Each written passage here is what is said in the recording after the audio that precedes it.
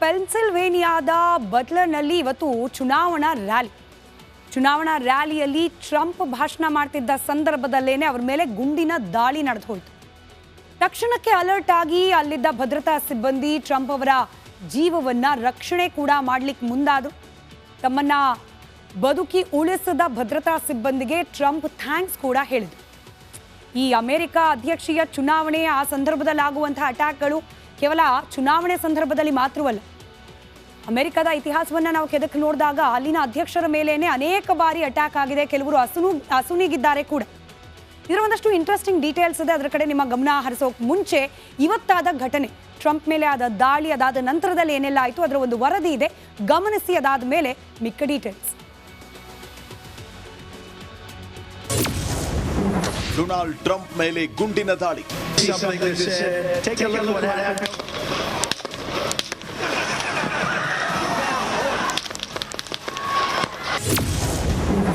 ಸಿಬ್ಬಂದಿ ಪ್ರತಿದಾಳಿಗೆ ಆಗುಂತಕ ಬಲಿ.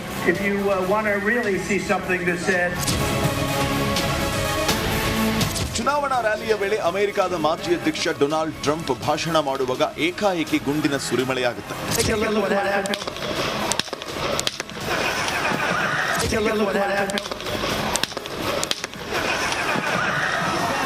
ಪೆನ್ಸಿಲ್ವೇನಿಯಾದಲ್ಲಿ ಚುನಾವಣಾ ರ್ಯಾಲಿಯ ವೇಳೆ ಟ್ರಂಪ್ ಅವರ ಮೇಲೆ ಫೈರಿಂಗ್ ಆಗಿದ್ದು ಕಿವಿಗೆ ಗಾಯವಾಗಿದೆ. ಗುಂಡಿನ ಸದ್ದು ಕೇಳ್ತಾ ಇದ್ದಂತೆ ಅಲ್ಲಿದ್ದವರೆಲ್ಲ ದಿಕ್ಕಾಪಾಲಾಗಿದ್ದಾರೆ. ಪ್ರೇಕ್ಷಕರ ಸಾಲಲ್ಲಿದ್ದ ಓರ್ವ ಮೃತಪಟ್ಟಿದ್ದಾನೆ.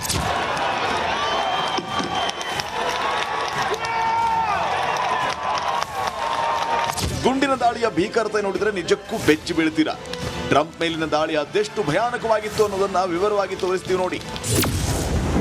ದೃಶ್ಯ ನಂಬರ್ 1, ಡೊನಾಲ್ಡ್ ಟ್ರಂಪ್ ಮೇಲೆ ಗುಂಡಿನ ಸುರಿಮಳೆ.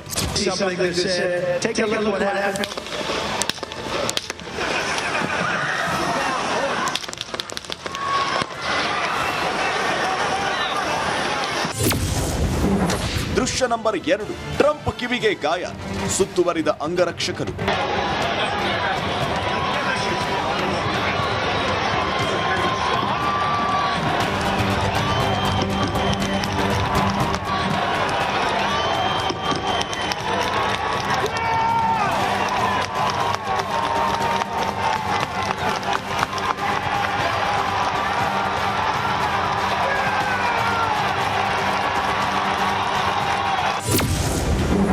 ದೃಶ್ಯ ನಂಬರ್ 3, ಟ್ರಂಪ್ ರನ್ನು ಚಿಕಿತ್ಸೆಗೆ ಕರೆದೊಯ್ಯುತ್ತಿರುವುದು.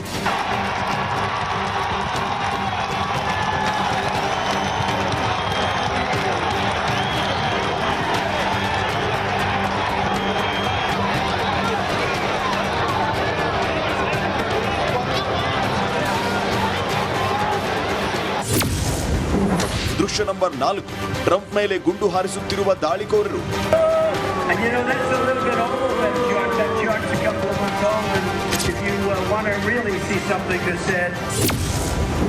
ದೃಶ್ಯ ನಂಬರ್ 5, ದಾಳಿಕೋರನನ್ನು ಹೊಡೆದುರುಳಿಸಿದ ರಕ್ಷಣಾ ಸಿಬ್ಬಂದಿ.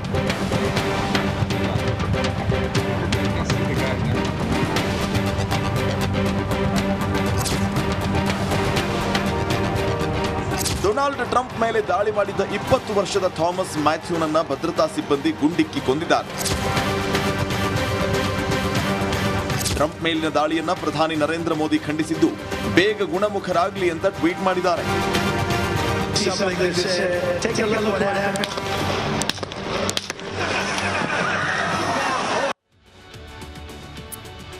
ಇವತ್ತಾದ ಘಟನೆ ಇದು. ಆದರೆ ಅಮೆರಿಕದಲ್ಲಿ ಗುಂಡಿನ ದಾಳಿ ಅನ್ನೋದು ಸರ್ವೇ ಸಾಮಾನ್ಯ ಅನ್ನೋ ಹಂತಕ್ಕೆ ಹೋಗ್ತಾ ಇದೆಯಾ? ದೊಡ್ಡ ಆತಂಕ.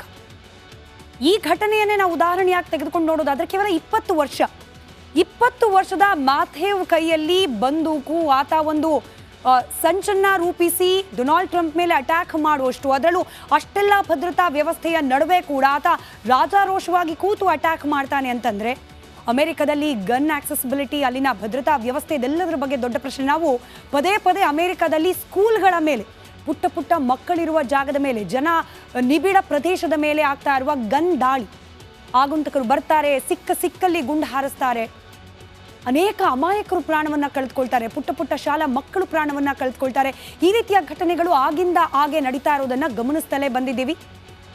ಅದರಲ್ಲೂ ಕೂಡ ರಾಜಕೀಯ ಮುಖಂಡರ ಮೇಲೂ ಕೂಡ ಈ ಹಿಂದೆ ಅನೇಕ ಬಾರಿ ಇಂಥದ್ದೇ ದಾಳಿಗಳಾಗಿದೆ. ಇವತ್ತು ಟ್ರಂಪ್ ಈ ಹಿಂದೆ ಯಾರೆಲ್ಲರ ಮೇಲೆ ಅಟ್ಯಾಕ್ ಆಗಿತ್ತು ಅದರ ಒಂದಷ್ಟು ಅಂಶವನ್ನ ಕ್ವಿಕ್ ಆಗಿ ಗಮನಿಸ್ತಾ ಹೋಗೋಣ. ಅಮೆರಿಕದ ಇತಿಹಾಸದ ಪುಟವನ್ನು ತಿರುವು ಹಾಕಿದಾಗ 16ನೇ ಅಧ್ಯಕ್ಷ ಅಮೆರಿಕದ 16ನೇ ಅಧ್ಯಕ್ಷ ಅಬ್ರಹಂ ಲಿಂಕನ್ ಮೇಲೂ ಕೂಡ ಇಂಥದ್ದೇ ಗುಂಡಿನ ದಾಳಿ. ಏಪ್ರಿಲ್ 15, 1865ರಲ್ಲಿ ಅಬ್ರಹಂ ಲಿಂಕನ್ ಅವರ ಬರ್ಬರ ಹತ್ಯೆಯಾಗಿ ಹೋಗುತ್ತೆ. ಹಾಸ್ಯ ಪ್ರದರ್ಶನವೊಂದಕ್ಕೆ ಹೋಗಿದ್ದ ಸಂದರ್ಭದಲ್ಲಿ ಅವರ ಮೇಲೆ ಅಟ್ಯಾಕ್. ಪತ್ನಿ ಮೇರಿ ಜೊತೆಯಲ್ಲಿ ಇದ್ದಾಗಲೇ ಲಿಂಕನ್ ಅವರ ಮೇಲೆ ದಾಳಿಯನ್ನ ಮಾಡಲಾಗುತ್ತೆ. ಜಾನ್ ವಿಲ್ಕ್ಸ್ ಬೂತ್ ಎಂಬಾತನಿಂದ ಫೈರಿಂಗ್ ಮಾಡಲಾಗಿರುತ್ತೆ. ತಕ್ಷಣಕ್ಕೆ ಅವರನ್ನ ಆಸ್ಪತ್ರೆಗೆ ಕರ್ಕೊಂಡು ಹೋಗಲಾಗುತ್ತೆ, ಚಿಕಿತ್ಸೆಯನ್ನ ನೀಡಲಾಗುತ್ತೆ. ಆದರೆ ಚಿಕಿತ್ಸೆ ಫಲಕಾರಿಯಾಗದೆ ಲಿಂಕನ್ ಸಾವನ್ನಪ್ಪಿದ್ರು. ಅಲ್ಲಿಗೆ ನಿಲ್ತಾ ದಾಳಿ? ಖಂಡಿತ ಇಲ್ಲ. ಮುಂದುವರೆದ ಭಾಗವಾಗಿ ಜೇಮ್ಸ್ ಗಾರ್ಫೀಲ್ಡ್, ಅಮೆರಿಕದ 20ನೇ ಅಧ್ಯಕ್ಷರು ಜೇಮ್ಸ್, ಅವರ ಮೇಲೂ ಕೂಡ ಆಗಿತ್ತು ಇದೇ ರೀತಿಯ ಅಟ್ಯಾಕ್. ಅಧಿಕಾರ ವಹಿಸಿಕೊಂಡು 6 ತಿಂಗಳು, ಕೇವಲ 6 ತಿಂಗಳಲ್ಲಿ ಹತ್ಯೆಗೆ ಈಡಾಗಿ ಹೋದ್ರು. ಹತ್ಯೆಗೀಡಾದ 2ನೇ ಅಧ್ಯಕ್ಷ ಅನ್ನೋ ಹಣೆಪಟ್ಟಿ ಜೇಮ್ಸ್ ಗಾರ್ಫೀಲ್ಡ್ ಅವರಿಗೆ ಆ ದಿನದಿಂದ ಕಟ್ಕೊಟ್ಟು. ಜುಲೈ 2, 1881ರಂದು ಗಾರ್ಫೀಲ್ಡ್ ಗುಂಡಿಗೆ ಬಲಿಯಾಗಿ ಹೋಗ್ತಾರೆ. ಅಧಿಕಾರ ವಹಿಸಿಕೊಂಡು ಕೇವಲ 6 ತಿಂಗಳ ಅಂತರದಲ್ಲಿ ರೈಲ್ವೆ ನಿಲ್ದಾಣಕ್ಕೆ ಹೋಗ್ತಿದ್ದ ಸಂದರ್ಭದಲ್ಲಿ ಇವ್ರ ಮೇಲೆ ಅಟ್ಯಾಕ್ ಆಗಿರುತ್ತೆ. ಹಾಸ್ಯ ಪ್ರದರ್ಶನದ ಸಂದರ್ಭದಲ್ಲಿ ಲಿಂಕನ್ ಅವ್ರ ಮೇಲೆ ರೈಲ್ವೆ ಸ್ಟೇಷನ್ಗೆ ಹೋಗುವಾಗ ಗಾರ್ಫೀಲ್ಡ್ ಅವರ ಮೇಲೆ ಚಾರ್ಲ್ಸ್ ಗೈಟೋ ಎಂಬಾತನಿಂದ ಗಾರ್ಫೀಲ್ಡ್ ಅವರ ಹತ್ಯೆಯಾಗಿರುತ್ತೆ. ಮತ್ತೊಂದು ಹತ್ಯೆ, ಮತ್ತೊಂದು ದಾಳಿ. ವಿಲಿಯಂ ಮೆಕ್ಲಿನ್, ಅಮೆರಿಕದ 25ನೇ ಅಧ್ಯಕ್ಷ ವಿಲಿಯಂ ಅವರ ಮೇಲೂ ಕೂಡ ಅಟ್ಯಾಕ್. ಸೆಪ್ಟೆಂಬರ್ 6, 1901ರಂದು ವಿಲಿಯಮ್ಸ್ ಅವರ ಮೇಲೆ ಗುಂಡಿನ ದಾಳಿಯಾಗಿರುತ್ತೆ. ಬಫೆಲೋದಲ್ಲಿ ಭಾಷಣ ಮಾಡ್ತಿದ್ದ ಸಂದರ್ಭದಲ್ಲಿ, ಇವತ್ತು ಹೇಗೆ ಟ್ರಂಪ್ ಅವರು ಭಾಷಣವನ್ನ ಮಾಡ್ತಿದ್ದ ಸಂದರ್ಭದಲ್ಲಿ ಅವ್ರ ಮೇಲೆ ಅಟ್ಯಾಕ್ ಆಗಿದೆ, ಅದೇ ರೀತಿಯಾಗಿ ವಿಲಿಯಂ ಅವರು ಬಫೆಲೋ ಅನ್ನೋ ಜಾಗದಲ್ಲಿ ಭಾಷಣ ಮಾಡ್ತಿದ್ದ ಸಂದರ್ಭದಲ್ಲಿ ದಾಳಿ ಆಗುತ್ತೆ. ಆದರೆ ಇವರನ್ನ ತಕ್ಷಣಕ್ಕೆ ಆಸ್ಪತ್ರೆಗೆ ದಾಖಲು ಮಾಡ್ತಾರೆ. ವೈದ್ಯರು ಚಿಕಿತ್ಸೆ ಕೊಡುವಲ್ಲೂ ಕೂಡ ನಿರ್ಲಕ್ಷ್ಯ ವಹಿಸಿದ್ರು ಅನ್ನೋ ಆರೋಪ ಇದೆ. ಚೇತರಿಸ್ಕೊಳ್ತಾರೆ ಅಂತ ಹೇಳಿ ವೈದ್ಯರು ನಿರ್ಲಕ್ಷ್ಯ ವಹಿಸಿದ್ರಿಂದಾಗಿಯೇ ಸಾವನ್ನಪ್ಪಿದ್ರು ವಿಲಿಯಮ್ಸ್ ಅಂತ ಹೇಳಲಾಗುತ್ತೆ. ದಾಳಿ ನಡೆದ ಕೆಲ ದಿನಗಳಲ್ಲಿ ಮೆಕ್ಲಿನ್ಲೆ ಕೂಡ ನಿಧನ ಹೊಂತಾರೆ. ಇದಾದ ನಂತರದಲ್ಲೂ ಕೂಡ ನಡೀತು ದಾಳಿ. ಫ್ರಾಂಕ್ಲಿನ್ ಡಿ ರೂಸ್ವೆಲ್ಟ್, ಅಮೆರಿಕದ ಅಧ್ಯಕ್ಷ ಫ್ರಾಂಕ್ಲಿನ್ ಅವರ ಮೇಲೂ ಕೂಡ ಅಟ್ಯಾಕ್ ಆಗಿತ್ತು. 1932ರ ಅಧ್ಯಕ್ಷೀಯ ಚುನಾವಣೆ ಸಂದರ್ಭದಲ್ಲಿ ನಡೆದಂತಹ ದಾಳಿ ಇದು. ರೂಸ್ವೆಲ್ಟ್ ವೇಳೆ ಗುಂಡಿನ ದಾಳಿಯನ್ನ ನಡೆಸಲಾಗಿತ್ತು. ಪ್ರಾಣಾಪಾಯದಿಂದ ಪಾರಾದ್ರು ಫ್ರಾಂಕ್ಲಿನ್ ಅವರು. ಗುಂಡಿನ ದಾಳಿ ಗೈಸೆಪ್ಪೆ ಜಂಗಾರ ಎಂಬಾತನಿಂದ ಫ್ರಾಂಕ್ಲಿನ್ ಅವರ ಮೇಲೆ ಗುಂಡಿನ ದಾಳಿಯನ್ನ ನಡೆಸಲಾಗಿರುತ್ತೆ. ಇದಾದ ನಂತರದಲ್ಲಿ ಹ್ಯಾರಿ ಎಸ್ ಟ್ರೂಮನ್ ಅಮೆರಿಕದ 33ನೇ ಅಧ್ಯಕ್ಷರು. ಶ್ವೇತಭವನಕ್ಕೆ ನುಗ್ಗಿ ಅಮೆರಿಕದ ಅಧ್ಯಕ್ಷರು ವಾಸಿಸುವ ಅಧಿಕೃತ ನಿವಾಸ ಶ್ವೇತಭವನ, ವೈಟ್ ಹೌಸ್, ಅತ್ಯಂತ ಸೂಕ್ಷ್ಮವಾದ, ಅತ್ಯಂತ ಬಿಗಿ ಅನ್ನಬಲ್ಲಂತಹ ಭದ್ರತಾ ವ್ಯವಸ್ಥೆ ಇರುವ ವೈಟ್ ಹೌಸ್ನಲ್ಲೇ ನುಗ್ಗಿ ಟ್ರೂಮನ್ ಮೇಲೆ ದಾಳಿಯನ್ನ ನಡೆಸಲಾಗಿರುತ್ತೆ.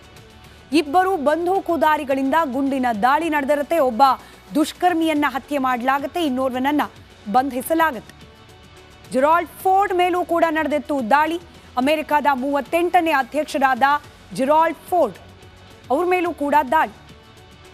ಫೋರ್ಡ್ ಮೇಲೆ 2 ಬಾರಿ ಹತ್ಯೆಗೆ ಯತ್ನ ನಡೆದಿರುತ್ತೆ.